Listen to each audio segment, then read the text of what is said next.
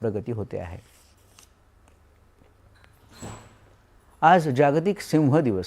जंगलाचा राजा म्हणून ओळखल्या जाणाऱ्या रुबाबदार आणि शक्तिशाली अशा सिंहांच्या संरक्षण आणि संवर्धनाबाबत जागरूकता वाढवण्यासाठी दरवर्षी 10 ऑगस्ट हा दिवस जागतिक सिंह दिन म्हणून साजरा केला जातो।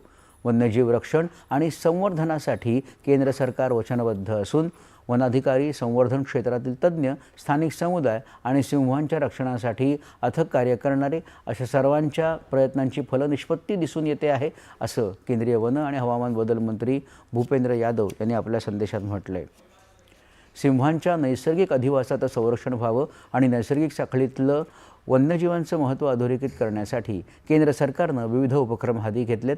भारत हा आशियाई सिंहांचं मुख्य घर आहे। गुजरातमधल्या गीर राष्ट्रीय उद्यान आणि या अभयारण्यात आशियाई सिंह प्रामुख्याने आढळतात। भारतामध्ये वन्यजीव संवर्धनामुळे सिंहांच्या संख्येत सकारात्मक वाढ नोंदवली गेली आहे।